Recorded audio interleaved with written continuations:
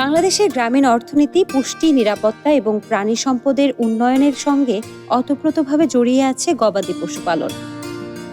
আর এই খাতের উন্নয়নে দীর্ঘদিন ধরে কাজ করে যাচ্ছে একটি প্রতিষ্ঠান, কেন্দ্রীয় গো প্রজনন ও দুগ্ধ খামার সাভার।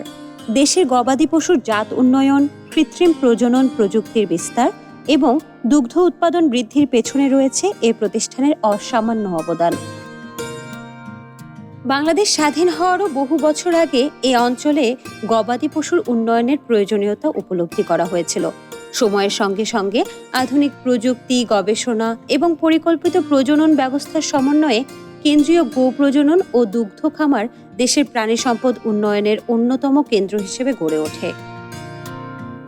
দর্শক, আজকে দীপ্ত কৃষি টিম আমরা এসেছি কেন্দ্রীয় গো প্রজনন ও দুগ্ধ খামার। এটা যেহেতু গবাদি পশু নিয়েই কাজ করার একটি কেন্দ্র, তো এখানে আমরা মূলত আজকে কিছু তথ্য সংগ্রহ করার চেষ্টা করব। তার মধ্যে একটি হচ্ছে, অনেক সময় খামারিদের কিন্তু অনেক প্রশ্ন থাকে যে আসলে জাত উন্নয়নটা কিভাবে করা উচিত, কোন ধরনের গাভীর জন্য কত পার্সেন্টেজের সিমেন্টটা আসলে দেওয়া উচিত, জাত উন্নয়নের আদর্শ পরিমাপকটা আসলে কি, এই ধরনের প্রশ্নগুলোর উত্তর খুঁজে বের করার চেষ্টা করব। আরেকটা বিষয় হচ্ছে, এই যে বৈশ্বিক উষ্ণায়ন চলছে, এই বৈশ্বিক উষ্ণায়নের ক্ষেত্রে কোন ধরনের জাতগুলো বাছাই করলে বা কিভাবে জাত উন্নয়ন করলে আসলে খামারি টিকে থাকতে পারবে, গরুগুলো টিকে থাকতে পারবে, এই বিষয়গুলো তুলে ধরার চেষ্টা করব। সবাইকে স্বাগত জানাচ্ছি দীপ্ত কৃষির আজকের এই প্রতিবেদনে, পাওয়ার্ড বাই কাজী ফার্মস। বর্তমানে প্রতিষ্ঠানটি শুধু একটি খামার নয়, এটি গবেষণা, প্রশিক্ষণ, প্রযুক্তি উন্নয়ন এবং জাতীয় কৃত্রিম প্রজনন কর্মসূচির প্রাণকেন্দ্র। উন্নত জাতের গবাদি পশুর তৈরির প্রথম ধাপ শুরু হয় উন্নত জিনগত বৈশিষ্ট্য সম্পন্ন ষাঁড় নির্বাচনের মাধ্যমে। এই খামারে ফ্রিজিয়ান, জার্সি, শাহিওয়াল সহ বিভিন্ন জাতের উচ্চমান সম্পন্ন ষাঁড় লালন পালন করা হয়। জাত উন্নয়ন নিয়ে একদম বিস্তারিত জানার জন্য এই পর্যায়ে আমরা কথা বলবো এনিম্যাল ব্রিডার রুনু রানী রায়ের সাথে। তিনি কিন্তু আমাদেরকে বিষয়টা বুঝিয়ে বলবেন। দিদি, আপনার সাথে একটু কথা বলতে চাই যে জাত উন্নয়নটা আসলে আপনার ভাষায় কি? আসলে জাত উন্নয়ন যদি আমরা বলি, সেটা হচ্ছে যে একটা দেশের তার যে উৎপাদনশীল যে গরুগুলো আছে, তাদের নিজেদের যে স্টক বা নিজেদের যে জেনোটাইপ আছে, সে যদি কম পরিমাণে কোনো প্রোডাকশন, আমাদের যে কাঙ্ক্ষিত প্রোডাকশন, যেটা দুধ উৎপাদন বলি অথবা মাংস উৎপাদন বলি, এটা যদি কম দেয়, সেক্ষেত্রে আমরা নেক্সট জেনারেশন, পরবর্তী বাচ্চা উৎপাদনের ক্ষেত্রে আমরা যেন আরেকটু বেশি উৎপাদনশীলতা আশা করতে পারি।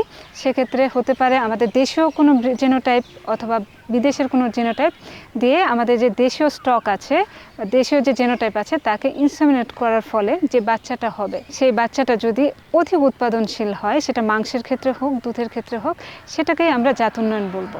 আচ্ছা, খামারিরা কিন্তু এই ধারণাটাই নেয় এবং এটাই কিন্তু যৌক্তিক একটা ধারণা আর কি।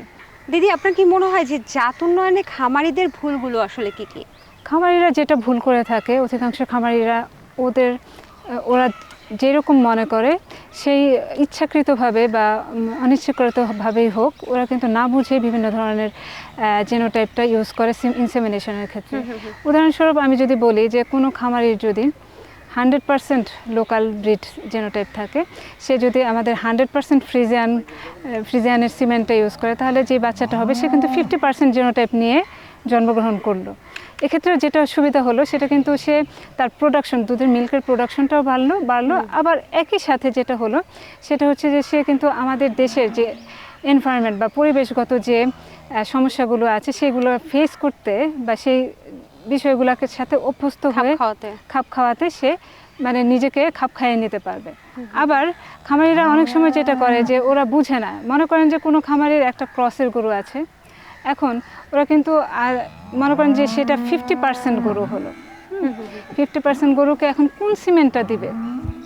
ঠিক আছে, আমাদের মাঠ পর্যায়ে কিন্তু এই 50% বাছুর বা যে বকনা বা গাভী যেটাই বলি, এটার ক্ষেত্রে কিন্তু নির্দেশনা আছে, আমরা 50% জেনোটাইপই দিব, অথবা 50কে 75% দেব, মানে অথবা 100% দেব না। হ্যাঁ, 100%ও দিতে পারি। সেটা হচ্ছে আমাদের কিছু খামারি হয়তো বা সিলেক্ট করা আছে আমাদের নীতিমালায়, যে সচ্ছল বা মধ্যবিত্ত খামারি এবং অসচ্ছল খামারি। সচ্ছল খামারিকে আমরা যখন 100% যে ওর লোকাল গরু জেনোটাইপ আছে, এটাকে যখন 100% ফ্রিজিয়ান দিব, সেক্ষেত্রে কিন্তু তার 50%টাকে সে অ্যাভেল করতে পারছে, অথবা এই 50% গরুটাকে সে কিন্তু লালন পালন করতে পারছে। কিন্তু একটা অসচ্ছল গরু খামারি আছে, সে যদি কোনো 75% বা এর উপরে 82% যে গরুগুলো আছে অথবা 100% যে গরুগুলো আছে এগুলো যদি তার খামারে নিয়ে পালতে চায়, লালন পালন করতে চায়, সেক্ষেত্রে কিন্তু সে ভালো প্রোডাকশনটা পাবে না। তার হয়তো বা একটা জেনারেশনে সে দুধ প্রোডাকশন ভালো পাবে, কিন্তু নেক্সট জেনারেশনে গিয়ে দেখা গেল যে সে পরিবেশের সাথে আর খাপ খাওয়াতে পারছে না। খামারিদেরকে গরু দেখিয়ে দেখিয়ে আসলে বিষয়টা একটু বোঝানোর চেষ্টা করি। চলুন ওর পাশে যাই আমরা। যেমন আমাদের বায়ার শাখায় আমাদের প্রায় 60টার মতো গাভী বা বকনা আছে। এদের কাছ থেকে আমরা বছরে হয়তো বা 15 থেকে 20টার মতো বাচ্চা পাই, এবং এই 15-20টার ভিতরে কিন্তু অর্ধেক আমাদের হয় ষাঁড় বাচ্চা এবং অর্ধেক হয় বকনা বাচ্চা আর কি। তো এই ষাঁড় বাচ্চাগুলো কিন্তু আমরা সেই আমাদের গবেষণার ল্যাবরেটরিতে সিমেন্ট কালেকশনের জন্য পাঠিয়ে থাকি। এক্ষেত্রে কিন্তু আমরা সব ষাঁড় আমাদের সিলেক্টেড হয় না। এই সিলেক্টেড হওয়ার আগেও কিন্তু অনেক স্ক্রিনিং হয়, আমাদের উচ্চ পর্যায়ের মিটিং হয় যে কোন বাছুর বা কোন ষাঁড় বাছুরের মায়ের পারফরমেন্স, দাদির পারফরমেন্স ভালো ছিল, এবং সেক্ষেত্রে যদি ওরা ওই পরীক্ষাটায় পাশ করে তখনই কিন্তু আমরা ফিল্ড পর্যায়ে দেওয়ার জন্য উপযুক্ত মনে করি। তার মানে দেশীয় যে জাত উন্নয়নের জন্য এবং আমাদের যে পরিবেশগত যে এনভায়রনমেন্ট বলেন, টেম্পারেচার বলেন, সেক্ষেত্রে যেই বাচ্চাটা সহনশীল হবে সেই বাচ্চাটাই কিন্তু আলটিমেটলি আমরা আমাদের মাঠে দিচ্ছি। কত লিটার দুধ দেয় এক একটা হলস্টাইন ফ্রিজিয়ান? এখন হাইয়েস্ট আছে 38 লিটার। 38 লিটার, তার মানে আমি তো সর্বোচ্চ লিটারটা পাবো। তাহলে আমি খামারে নতুন শুরু করলাম, একটা হলস্টাইন ফ্রিজিয়ান নিয়ে গেলাম আপনার কাছে, আপনাদের কাছ থেকে বা কারো কাছ থেকে 100% জোগাড় করলাম। আচ্ছা। এবং তার পরবর্তীতে আমি আবার 100% একটা সিমেন্ট নিয়ে আসলাম, যেন আমি পরবর্তীতে বকনা বাছুর পাই। তো ওই 100% হলস্টাইন ফ্রিজিয়ানকে 100% সিমেন্ট দিলাম, তা আমার ভবিষ্যৎ উজ্জ্বল কিনা? আমরা ধরে নিতে পারি যে এই দেশের আবহাওয়ায় সে যদি ধরে সর্বনিম্নটাই যদি 25 লিটার দুধ দেয়, তার 30 লিটার দুধ আসার কথা। কিন্তু এক্ষেত্রে আপনাকে অবশ্যই এটা দেখতে হবে যে তার ম্যানেজমেন্টাল যে ক্যাপাসিটি, তার খাবার বা খাদ্য যে ফিড সরবরাহ করার ক্যাপাসিটি, প্লাস তার যে এনভায়রনমেন্টটা, তার যে টেম্পারেচারটা, সেই টেম্পারেচারটা মেনটেন করার ক্যাপাসিটি আছে কিনা। যদি হয় সে অবশ্যই লাভজনক হবে। গাভীগুলোকে প্রথমেই কত পার্সেন্ট আসলে দেওয়া উচিত একটা নতুন খামারের ক্ষেত্রে? যেহেতু এটা ক্রস, হ্যাঁ, এই ক্রস কিন্তু আমরা যে কোনো গরুকে সহজে আইডেন্টিফাই করা যায় না এর পার্সেন্টেজটা কত। এখন এটা আমরা শুধু পরামর্শ দিতে পারি যে সে ব্যাকওয়ার্ডে যাবে না, মানে লোকাল দিয়ে সিমেন্টটা করবে না। সে যদি তার খামারে মিল্ক প্রোডাকশনটা বাড়াতে চায়, তাহলে ওভার 50% যে সিমেন্ট আছে সেটা দিয়ে সে ইনসেমিনেট করতে পারে। যদি সে এটা তো আসলে বলা যায় না। সিমেন্ট এটা বলা যায় যে সে যতটুকু সে দুধ দিত, তার যে বাচ্চাটা হবে এর চাইতে বেশি দুধ দিবে, এটা আমরা ধারণা করতে পারি শুধুমাত্র। আদর্শ পার্সেন্টেজ আপনারা কিভাবে বলেন? আদর্শ পার্সেন্টেজ আমরা আমাদের বাংলাদেশের আবহাওয়া উপযোগী যে জেনোটাইপগুলো নির্ধারণ করি সরকারি পর্যায়ে, সেটা আমরা 62.5%, এই দুইটাই আসলে আমরা একদম প্রান্তিক খামারি পর্যায়ে আশা করে থাকি। আর এর বাইরে যদি কোনো খামারি যে সচ্ছল যারা, তাদের ক্ষেত্রে আমরা 82.5%ও বলে থাকি নিতে পারে। ইভেন 100%ও ওরা কিন্তু লালন পালন করতে পারে, তাদের যদি সেই ক্যাপাসিটি থাকে বা সরকারি পর্যায়ে হতে রেজিস্ট্রেশন করা থাকে। জাত উন্নয়ন বিষয়টা একদম বিস্তারিত জানার চেষ্টা করলাম আপনার কাছ থেকে। আপনাকে অসংখ্য ধন্যবাদ এত গুরুত্বপূর্ণ তথ্যগুলো আমাদেরকে দেওয়ার জন্য। আপনাকেও ধন্যবাদ দীপ্ত কৃষিকে। কৃত্রিম প্রজনন প্রযুক্তি বাংলাদেশের প্রাণী সম্পদ খাতে এক নীরব বিপ্লব ঘটিয়েছে। ফলস্বরূপ কৃষক পাচ্ছেন অধিক উৎপাদন, আর দেশ এগিয়ে যাচ্ছে দুধ ও প্রাণীজ আমিষে স্বয়ংসম্পূর্ণতার পথে। জয় ভাই, এর আগেও কিন্তু দীপ্ত কৃষি টিম আমরা এখানে এসেছিলাম এবং আপনার সাথে আমরা কথা বলেছিলাম মীর কাদেমের হাসা এবং পাবনার একটা অরিজিনাল ক্যাটেল নিয়ে কাজ করেছিলাম। তো আজকে আমরা আসলে জাত উন্নয়ন এবং পরিবেশগত যে আসলে দিকগুলো, এই বিষয়গুলো তুলে ধরতে চাচ্ছি। প্রথমে আমি একটু জানতে চাই যে আপনাদের রুনু আপার সাথে আমরা কথা বলেছি এবং তিনি আমাদেরকে একটা ধারণা দিয়েছেন, এবং এখানে এসে দেখতে পাচ্ছি আবার ভিন্ন ধরনের বকনা বাছুর ছেড়ে রেখেছেন। এখানে আসলে কি কি আছে? এখানে আসলে আমাদের অনেক ধরনের জাত আছে, যেমন আমাদের হলস্টাইন ফ্রিজিয়ান ক্রস, যেগুলো সাদা কালো দেখতে পাচ্ছেন, হলস্টাইন ফ্রিজিয়ান ক্রস। আমাদের কিছু লাল গরু দেখছেন, এখানে কিছু পাবনা ক্যাটেল আছে, কিছু শাহিওয়াল ক্রস আছে, আমাদের কিছু ব্রাহ্মা ক্রস আছে। আচ্ছা, দিদির কাছ থেকে শুনলাম, আপনার কাছ থেকে আরেকটু বিস্তারিত জানতে চাই যে জাত উন্নয়নের ক্ষেত্রে খামারিরা কোন ধরনের ভুলগুলো করে আর কোন ধরনের প্রসেসে আগালে আসলে খামারিরা লাভবান হতে পারবে। একটা খামারি সে যদি তার কাছে দেশি গরু থাকে, তার জন্য কিন্তু আমাদের দুইটা অপশন আছে। এক, সে দেশিকে দেশি রাখবে, আর একটা হলো দেশিকে অন্য একটা ভালো জাতের সাথে সে ক্রস করতে পারে। এখন দেখেন খামারি কি করবে, এটা কিন্তু খামারির চয়েস, কিন্তু আমরা তাকে দুইটা সুযোগই দিচ্ছি। একটু উদাহরণ দেই, আমরা খামারিকে ধরেন পাবনা ক্যাটেলের উন্নত জাতের সিমেন্ট দিচ্ছি, অর্থাৎ সেই সিমেন্ট দিয়ে যদি সে তার দেশি গরুকে যদি এআই করে, তাহলে দেখেন ওর থেকে যে বকনা বাছুরটা হবে সে কিন্তু দেশি থাকছে, কিন্তু সে মায়ের থেকে বেশি দুধ দিবে। আচ্ছা। তাহলে এখানে একটা কি দুধের উন্নয়ন। এখানে আরেকটা দেখেন বিষয়, যদি একটা বকনা বাছুর না হয়ে যদি একটা এরে বাছুর হয়, তাহলে কিন্তু কুরবানির যে বাজারে এর কিন্তু ডিমান্ড বেশি। Pure breed। হ্যাঁ, আমরা দেখছি যে কুরবানির বাজারে বর্তমানে দেশির প্রতি মানুষের কিন্তু একটা চাহিদা। কুরবানির বাজারে যে হলস্টাইন ফ্রিজিয়ানের যে সার বা এগুলো আছে, সেগুলা কিন্তু খুব একটাই না, সবার চাহিদা দেশির দিকে। সুতরাং একটা সুযোগ। আবার যদি খামারি বলে যে না আমি ক্রস ব্রিডিং করব, তাহলে সেই ক্ষেত্রেও আমরা খামারিদের সেই সুযোগটা দিচ্ছি। আমাদের কাছে 100% হলস্টাইন ফ্রিজিয়ানের সিমেন্ট আছে, যেগুলা আমেরিকা থেকে আনা, একবারে প্রোভেন। সেই সিমেন্টগুলাও কিন্তু আমরা খামারিকে দিচ্ছি। সেটা কি দেশির সাথে ক্রস করতে পারবে? সে পারবে, তার যদি সামর্থ্য, সে যদি সচ্ছল হয়, সামর্থ্য ম্যানেজমেন্ট দিতে পারবে, আমরা তাকে সেই সুযোগও দিয়ে রাখছি। এখানে যে গরুগুলো দেখতে পাচ্ছি সেখানে কিন্তু আমরা দেখতে পাচ্ছি হলিস্টাইন ফ্রিজিয়ান ক্রসের পাশাপাশি আপনি শাহিওয়াল ক্রস বা অন্যান্য জাতের সাথে ক্রস কিছুটা দেখতে পাচ্ছি। এদেরকে আসলে কেন রেখেছেন? আসলে আমরা তো খামারিদের বিভিন্ন চয়েসের সিমেন্ট দেই। আমাদের কিন্তু প্রধান কাজ হচ্ছে খামারিকে সিমেন্ট সরবরাহ। এই সিমেন্ট সরবরাহ করার জন্য আমাদের কিন্তু গরু পালতে হয়। গরু অর্থাৎ আমরা যে সারের সিমেন্ট কালেকশন করি, সেই সার তৈরিতে তার মা, আমরা কিন্তু মাদের লালন পালন করছি। এইটা একটা মাদার হার্ডে এগুলা হচ্ছে সবই হচ্ছে আমাদের মা। এর থেকে সন্তান হবে, অর্থাৎ সেই সন্তান যদি আমার এরে বাছুর হয়, সে এক সময় যখন বড় হবে তখন তার থেকে সিমেন্ট কালেকশন করা হয়। সিমেন্ট কালেকশন করে খামারিদের দেওয়া হয়। আমাদের প্রজনন নীতিমালা আছে, সেই নীতিমালাতে আমাদের শাহিওয়ালের কথা বলা আছে, আমাদের হলস্টাইন ফ্রিজিয়ানের কথা বলা আছে, সেখানে বিভিন্ন পার্সেন্টেজের বিষয় আছে। সুতরাং যেহেতু আমরা খামারিদের বিভিন্ন চয়েস দিচ্ছি, এই চয়েজের জন্যই আমাদের বিভিন্ন মাত্রার, বিভিন্ন জাতের এবং বিভিন্ন পার্সেন্টেজের কিন্তু আমাদের গরু পালতে হচ্ছে। এই জন্য এখানে গরুর ভিন্নতা। অনেক খামারি বলে যে সরকারি সিমেন্টের উপর ভরসা করতে পারছে না, বা তারা উন্নত জাতের বাহির থেকে সিমেন্ট নিয়ে আসছে। আবার অনেকে বলছে সরকারি সিমেন্টগুলো বেস্ট কোয়ালিটির। সো আপনি এই ব্যাপারে কি বলবেন? আসলে এই বিষয়টা একটু জটিল ব্যাপার। কারণটা হচ্ছে আপনি সরকারি সিমেন্টকে শুধু দায়ী করবেন সেটা হবে না, কারণ এখানে অনেকগুলা বিষয় নির্ভরশীল। আসলে এটা তো শুধু যে সিমেন্টের দোষ সেটা তো আমি বলতে পারছি না, কারণ আপনি ওই গরুটাকে যে প্রজনন করলেন, সঠিক সময়ে প্রজনন করেছেন কিনা, এইটা একটা বিষয়। আপনি যদি আগে বা পরে, সময় হওয়ার আগেই বা পরে প্রজনন করে ফেলেন, তাহলে কিন্তু সেটা না হইতে পারে। আবার বিষয় আছে যে যিনি প্রজনন করাচ্ছে, যে এআই কর্মী, তিনি দক্ষ কিনা। সে যদি দক্ষ না হয়, সে কিন্তু সঠিকভাবে আসলে প্রজনন করাতে পারবে না। সুতরাং আমরা এই জন্য ঢালাওভাবে সরকারি সিমেন্টকে আমরা দোষ দিতে পারি না। আমাদের খামারিদেরও কিছু ব্যাপার আছে, আমার যারা এআই কর্মী আছে তাদেরও বিষয় আছে। হ্যাঁ, তারা অনেক সময় তাড়াহুড়াতে থাকে। যেমন আমি একটা উদাহরণ দেই, একটা এআই কর্মী, ওনার কাজকে এআই করলে সে টাকা পাবে, চলে যাবে। এখন সে কিন্তু সকাল থেকে বিকাল পর্যন্ত ওই গরুটার যে এখনই হিট এআই করার সঠিক সময়, সে কিন্তু বসে থাকবে না। তাকে আপনি কল করলেন, সে এসে এআই করে চলে গেল, দেখা গেল যে ওই টাইমটা তার উপযুক্ত সময় না। এটা হতে পারে। সুতরাং ওই গরু কিন্তু হিটে আসবে না, কনসেপ্ট করবে না। আর গুণগত মানের ক্ষেত্রে আমরা যদি বলি, সরকারি সিমেন্ট 100% গুণগত মান সম্পন্ন। এই বিষয়ে আমাদের কোনো ছাড় নাই। আমাদের এখানে যথেষ্ট পরিমাণ আমাদের অত্যাধুনিক ল্যাবরেটরি আছে, সেই ল্যাবে আমাদের এইটা পরীক্ষার মাধ্যমে সেটা কিন্তু আমরা খামারিদের দিচ্ছি। এবং সবচেয়ে বড় একটা কথা বলি, আমরা সরকারি একমাত্র যাদের আমাদের রেকর্ড আছে, আমরা রেকর্ড রাখি।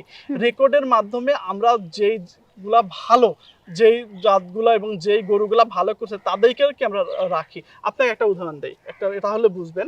আমাদের যদি 100টা ষাঁড় বাচ্চা উৎপাদন হয়, সেখান থেকে বিভিন্ন 3-4 ধাপে যাচাই বাছাই হয়।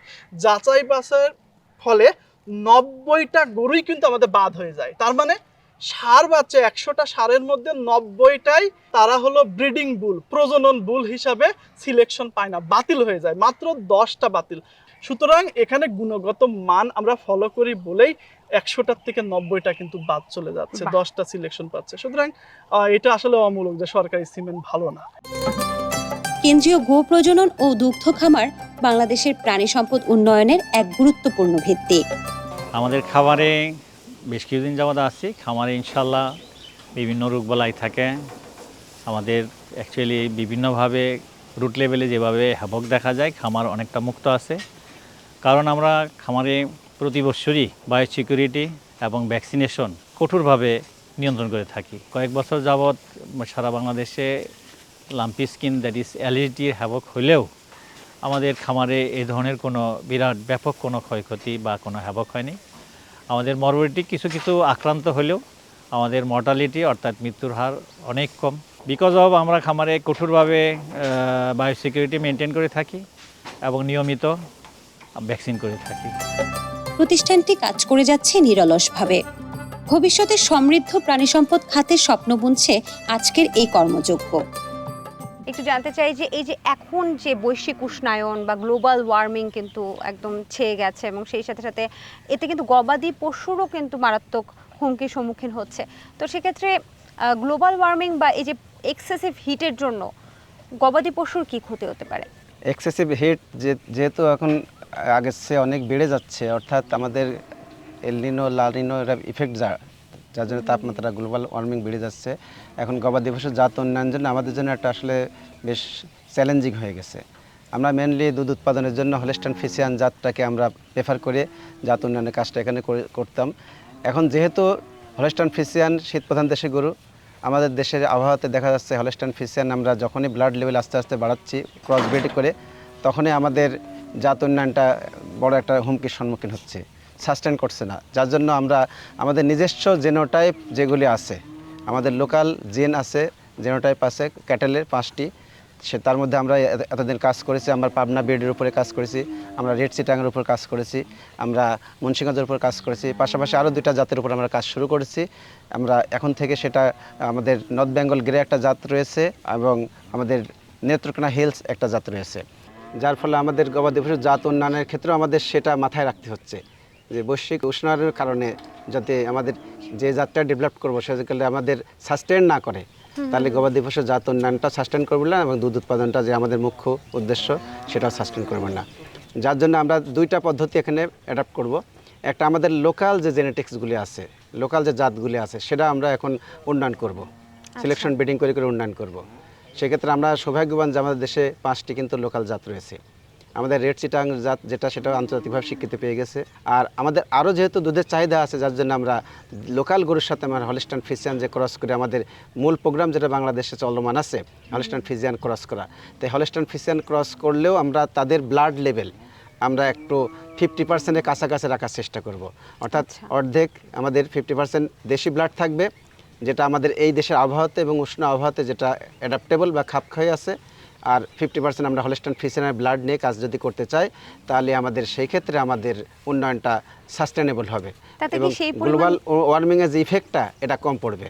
প্রথম যে 5টা ব্রিডের কথা বললেন লোকাল ব্রিড, এগুলোকে যখন জাত উন্নয়ন করবেন এটা কি ডুয়াল পারপাসে ব্যবহার করা যাবে? হ্যাঁ, ডুয়েল পারপাসে ব্যবহার করা যাবে। কারণ বিশেষ করে আমাদের যেরকম রেড চিটাং গরুটার কথা বলি, আমাদের ডুয়েল পারপাস বলতে আমরা মাংস উৎপাদন প্লাস আমাদের দুধ উৎপাদন, সেটা তো মাংস উৎপাদনও হবে, দুধ উৎপাদন হবে। পাশাপাশি আর একটা বড় একটা যেটা আমাদের ফ্যাক্টর, আমাদের মুসলিম কান্ট্রি, আমাদের এখানে 18 কোটি বা তার বেশি জনসংখ্যা, তার মধ্যে প্রায় 90-92% মুসলিম, এবং একই দিনে আমাদের ঈদুল আজহাতে প্রায় এখানে আমাদের গরুর চাহিদা থাকে 55 থেকে 60 লক্ষ, এবং সেই ক্ষেত্রে প্রায় লাল রঙের গরু কোরবানি দিতে চাই। সেক্ষেত্রে আমাদের রেড চিটাং দিয়ে আমরা সেটা ফুলফিল করার চেষ্টা করব ভবিষ্যতে, যাতে লাল গরুর সাপ্লাইটা রাখতে পারে।